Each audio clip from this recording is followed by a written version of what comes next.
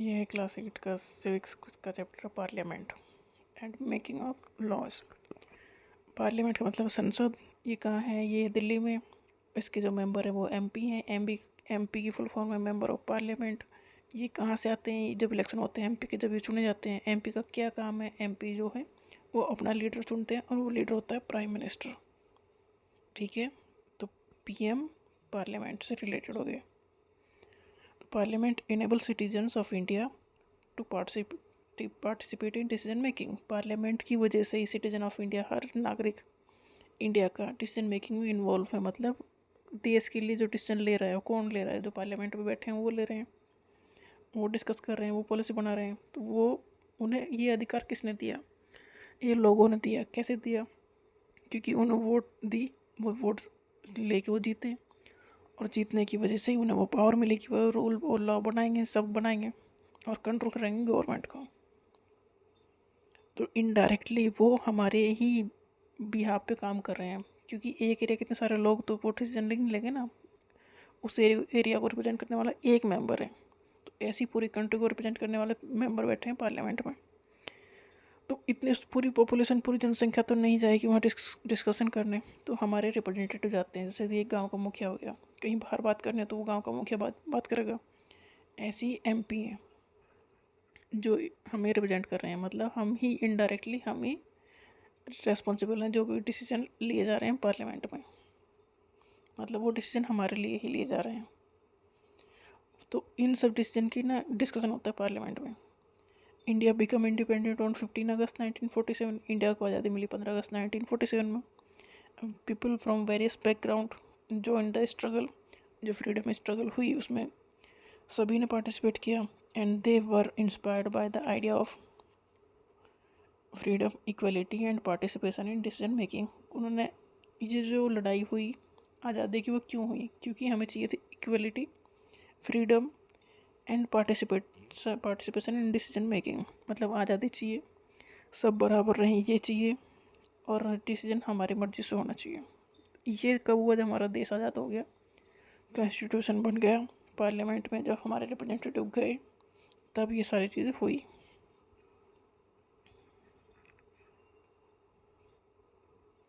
Under colonial rule, जब राजाओं का राज था, तब जब ब्रिटिश वाला रूल था, जब ब्रिटिश वाला रूल मतलब कॉलोनी उन्होंने बनाई थी। कॉलोनी मतलब लोगों की एक एरिया, वो अपने कवर में रखते थे, अंडर में रखते थे कि यहाँ तो हम राज करेंगे। तो the people had lived in fear. जब ब्रिटिशर्स का राज था इंडिया पर, तो लोगों को डर था, fear of the British government का, and did not agree with many of the decision that they टुक।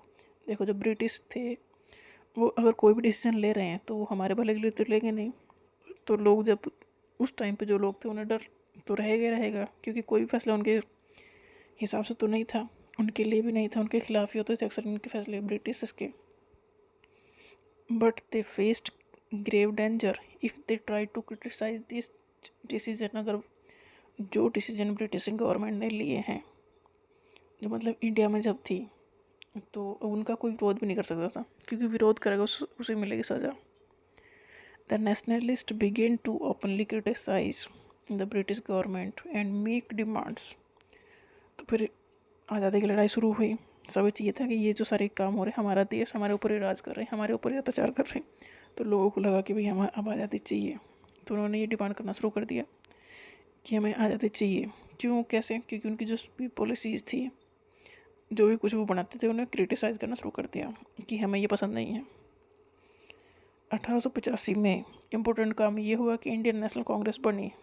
इसका मतलब ये जो कांग्रेस अभी की है वो यही है। ये 1885 में बन गई थी। इसमें ये था कि कम से कम साल भर में लोग मिलते थे आपस में और डिस्कशन करते थे कि हम आज़ादी हमें कैसे लेनी है। सारे जो संस्था लोग थे, संस्था थी, वो सब एक उसके अम्ब्रेला के नीचे आ गए। उस तरह से सोचो, आज़ादी की जो लड़ाई की जो बातें होंगी, आज़ादी कैसे पानी है, ये सब डिस्कशन अब इसमें होने लगा। इसे ध्यान में रख के इंडियन नेशनल कांग्रेस बनाई गई, क्योंकि सब चिटपुट इधर उधर अपना अपना काम कर रहे थे, आज़ादी के लिए लड़ रहे थे। तो एक कुछ ना कुछ चाहिए था उन्हें। तो 1885 में Indian National Congress demanded that there be elected members in the legislature with the right to discuss the budget and ask question. अब ये जो इंडियन नेशनल कांग्रेस थी, इसमें के जो मेंबर थे वो ब्रिटिश गवर्नमेंट से सवाल पूछते थे। मतलब वो ये इंडियन आईएनसी रिप्रेजेंट करने लगे इंडियन लोगों को।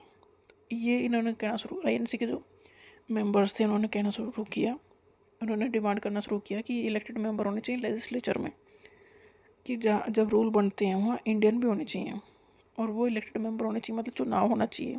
क्योंकि जो ब्रिटिशर्स थे वो खुद को लोगों को वहाँ बैठाते थे, उन्हें सब कुछ हक थे, सारे अधिकार नहीं थे कि लॉ बनाने के। तो आईएनसी जब बनी तो इसमें ये कहा गया, ब्रिटिशर्स को ये कहा कि जो लेजिस्लेटिव असेंबली है उसमें इलेक्टेड मेंबर रहने चाहिए और उन्हें अधिकार रहना चाहिए कि वो क्वेश्चन पूछें, क्योंकि अधिकार अगर नहीं रहेगा तो क्या फ़ायदा रहेगा फिर। इसका मेन मकसद ये था कि ब्रिटिशर्स से ये सवाल जवाब करना था कि इंडियंस के भले के लिए क्या काम कर रहे हैं वो, हमारे ऊपर राज क्यों कर रहे हैं वो।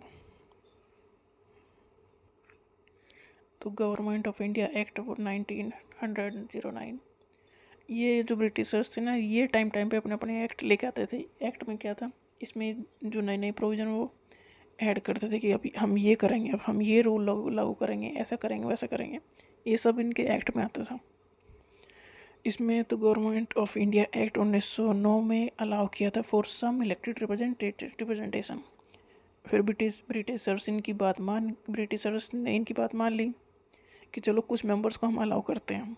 While these early legislature under the British government were in response to the growing demand of the nationalist and they did not allow for all adults to vote nor could participate in decision making।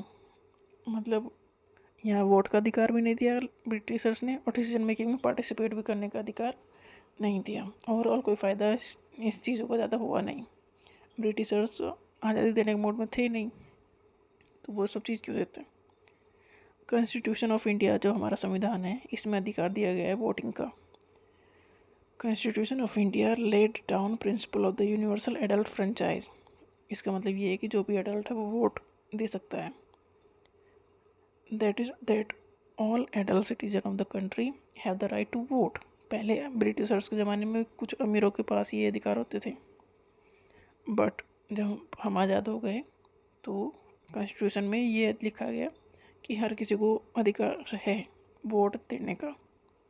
ये बहुत बड़ा अधिकार है इसका, क्योंकि हम अपने representative चुनते हैं, मतलब एमपी एमएलए जो चुनते हैं वो फिर जाएंगे और हमारे लिए फैसले लेंगे। अगर हमने गलत इंसान को चुन लिया तो फिर गलत फैसला लेगा वो।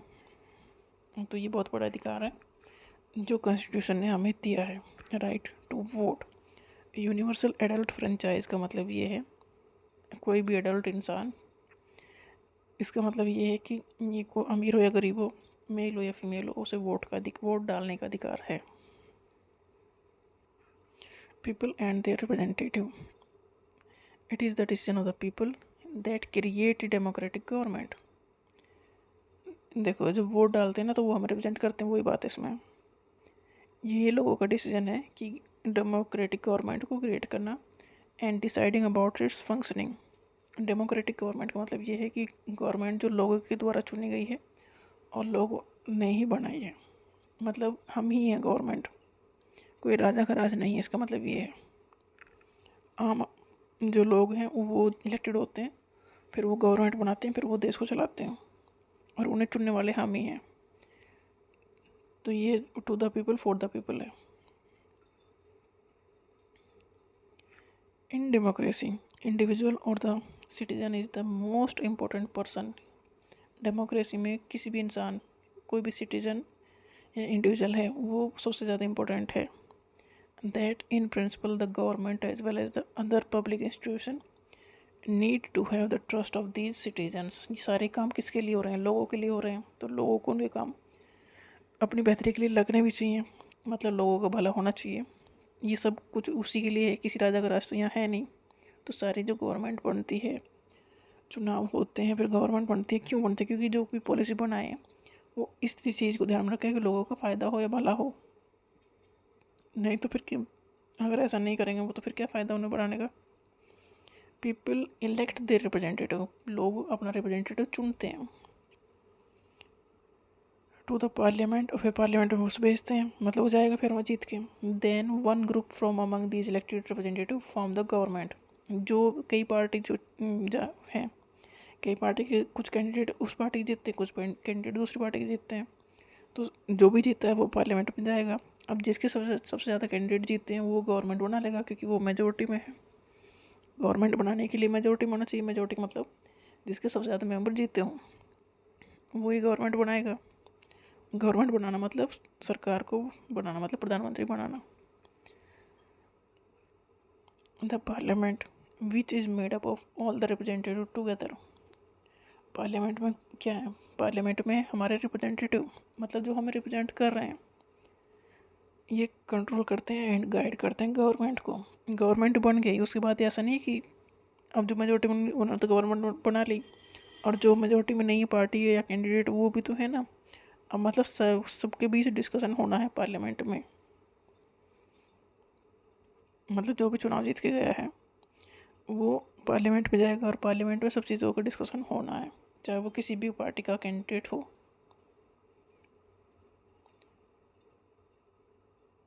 People through their chosen representative form the government and also control it.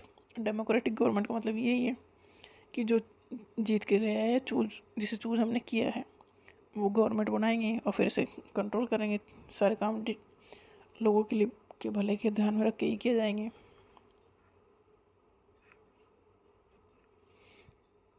In the role of the parliament in democratic form of government, there are participation of people, लोगों का पार्टिसिपेशन होगा, मतलब लोग हिस्सा लेंगे, पार्ट लेंगे।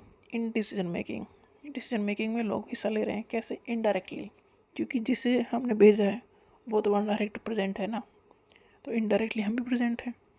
मतलब घर का मुखिया अगर जा रहा है किसी चीज़ में तो मतलब घर के मेंबर्स भी तो शामिल हो गए ना, इसी तरह से ही है ये। In democratic form of government, there are participation of people in the decision-making process and government by consent.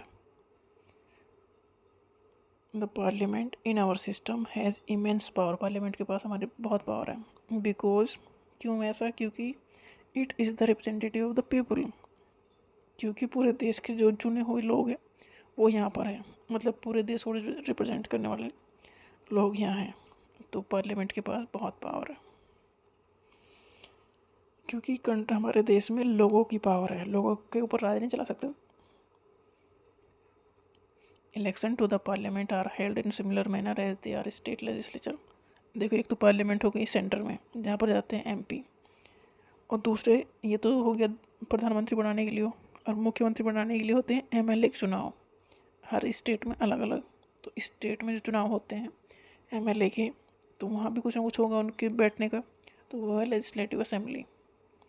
तो एमएलए मतलब मेंबर ऑफ लेजिस्लेटिव असेंबली। तो ये मेंबर एमएलए चुने जाएंगे और वो चुनेंगे फिर अपना हेड, वो बनाएगा गवर्नमेंट और उसे कहेंगे सीएम, चीफ मिनिस्टर। तो जैसे चीफ मिनिस्टर बनते हैं 5 साल में, ऐसे ही प्रधानमंत्री 5 साल के लिए चुने जाते हैं। Lok Sabha is usually elected once every 5 years. Lok Sabha के चुनाव 5 साल में होते हैं और स्टेट में भी 5 साल में चुनाव होते हैं।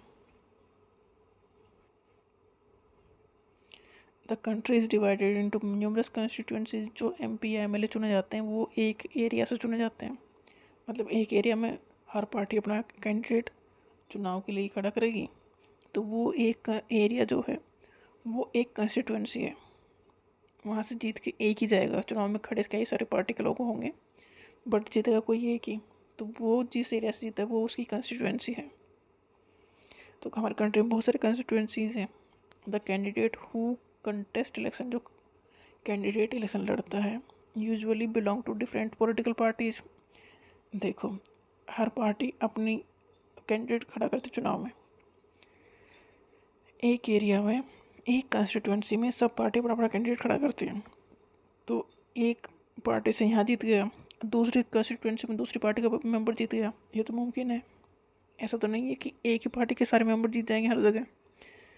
तो कहीं किसी पार्टी का मेंबर जीतता है, कहीं दूसरी जगह दूसरी पार्टी का मेंबर जीतता है। The candidates who contest election usually belong to different political party. अब जो जीत के गए हैं तो वो एक पार्टी के थोड़ी हैं, तो कई सारी पार्टी के मेंबर हैं।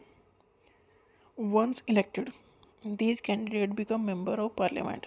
जब इलेक्ट हो गए, जीत के चुनाव चले गए, तो उन्हें कहा गया कि MP या member of parliament.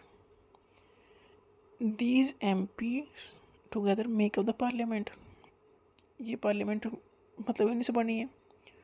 Once election to the parliament have taken place. जब पार्लियामेंट के लिए इलेक्शन हो चुके, मतलब MP वहाँ जा चुके जीत के, तो पार्लियामेंट को क्या करना है, needs to select the national government. अब पार्लियामेंट को जो चुनाव जीत के जा चुके मेंबर वहाँ, उन्हें मिल के बनानी है गवर्नमेंट।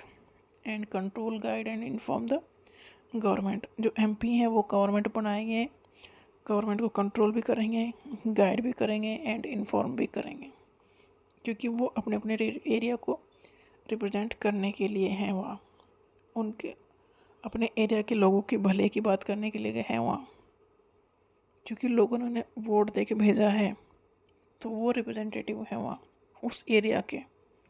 तो ये क्या करेंगे, पहले चुनाव जीत के गए, गवर्नमेंट बनाई, अब गवर्नमेंट का काम भी देखेंगे।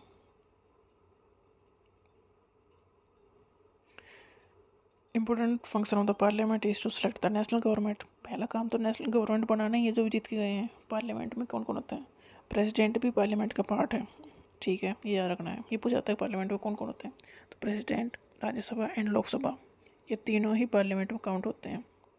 जो चुनाव होते हैं वो लोकसभा के लिए होते हैं। After the Lok Sabha election a list of is prepared showing how many MP belong to each political party. जब इलेक्शन हो गए, चुनाव जीत गए, लोग MP बन गए, तो अब लिस्ट तैयार की जाती है किस पार्टी के कितने MP हैं, जो मतलब चुने गए हैं, वो चुने गए हैं जब भी वो MP हैं। After the Lok Sabha election is, Lok Sabha का इलेक्शन ख़त्म, तो एक list is prepared showing how many MP belong to each political party. एक लिस्ट तैयार की जाती है कि किस पार्टी के कितने कैंडिडेट जीते हैं। For a political party to form the government, government बनाने के लिए क्या चाहिए फिर, they must have a majority of elected MP। उनके जो MP होने चाहिए ज़्यादा। देखो पार्लियामेंट में जो भी जीत के गए हैं वो कई पार्टी के मेंबर हैं, सब अलग अलग पार्टी को बिलोंग करते हैं।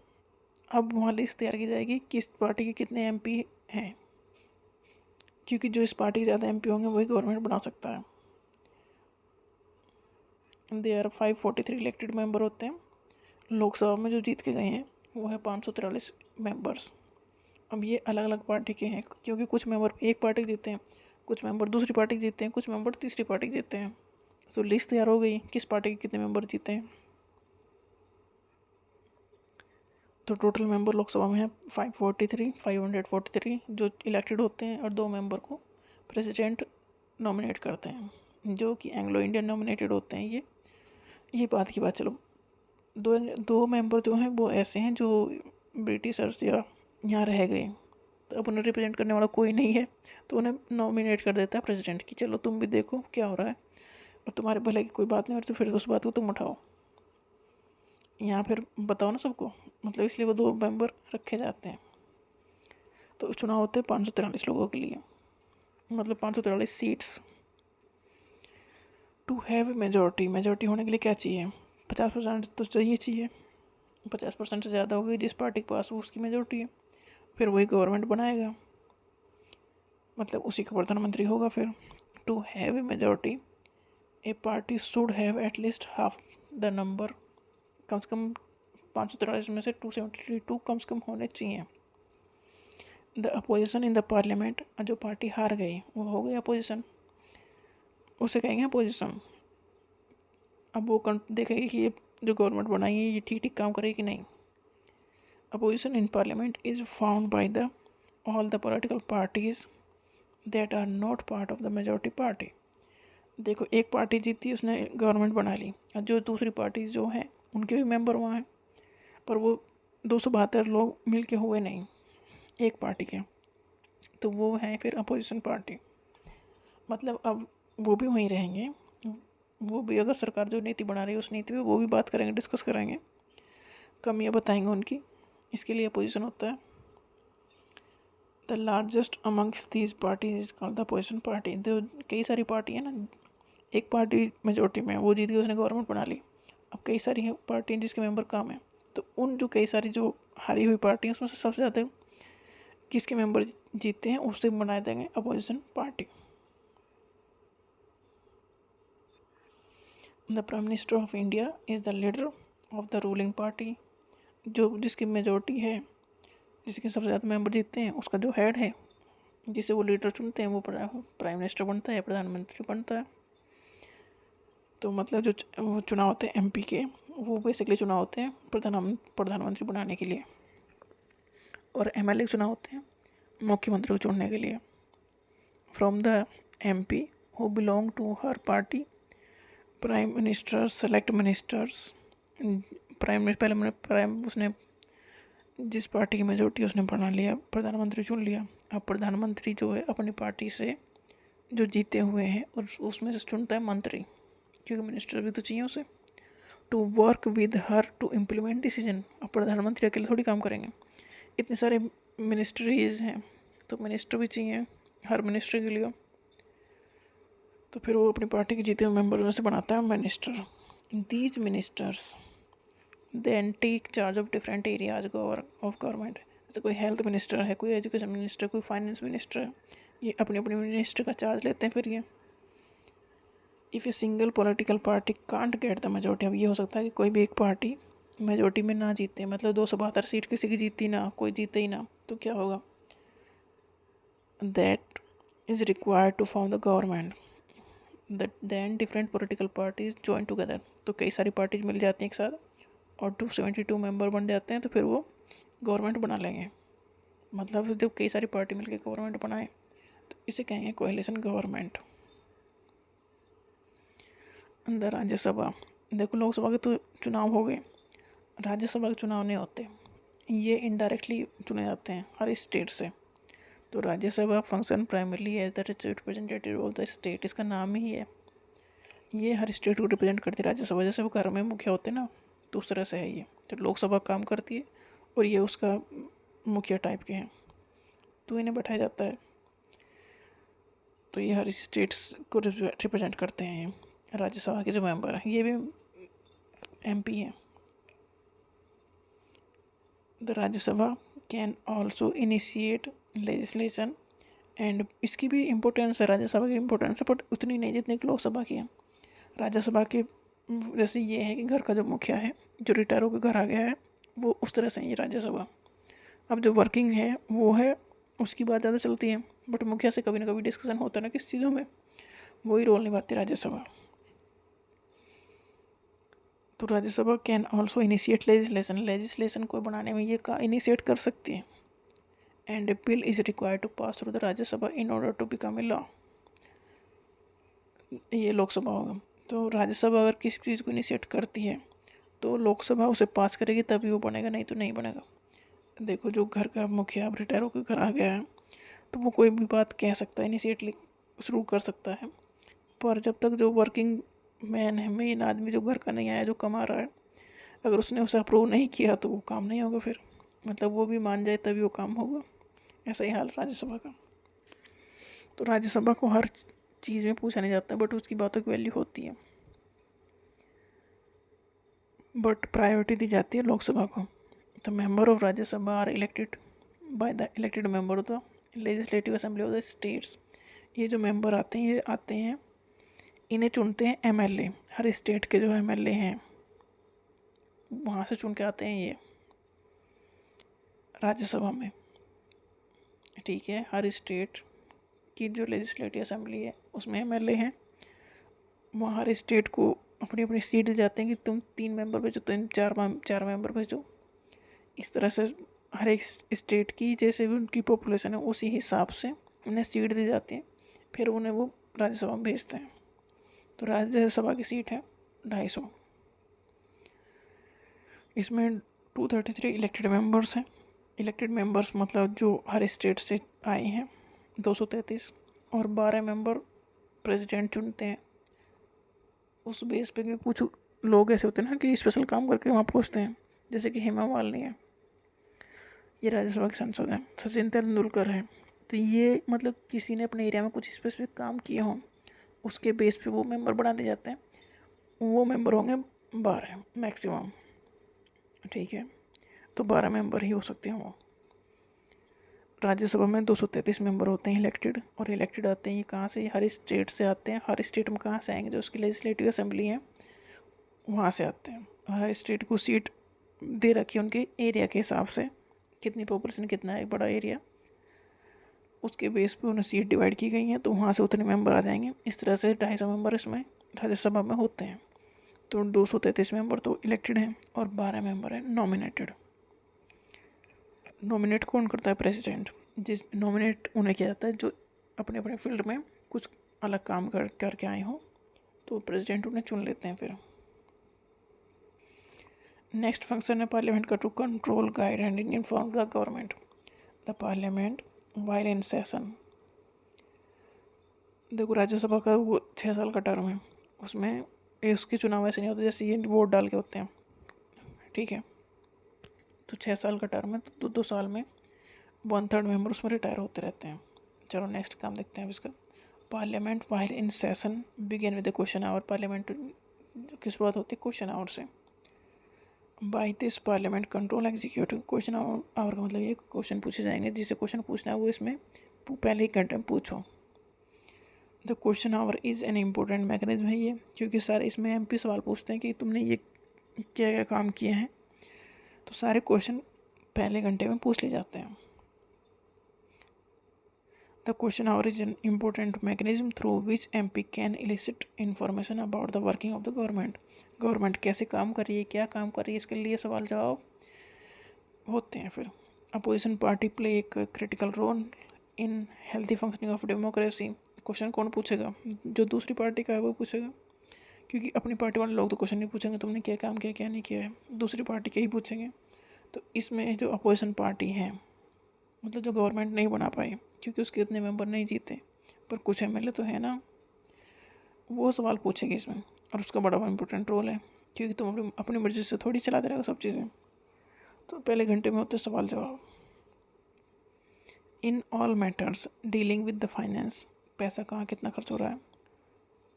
The parliaments approval is crucial for the government. Parliament he approve करेगी ये पैसा कितना कितना कहाँ कहाँ जाना है।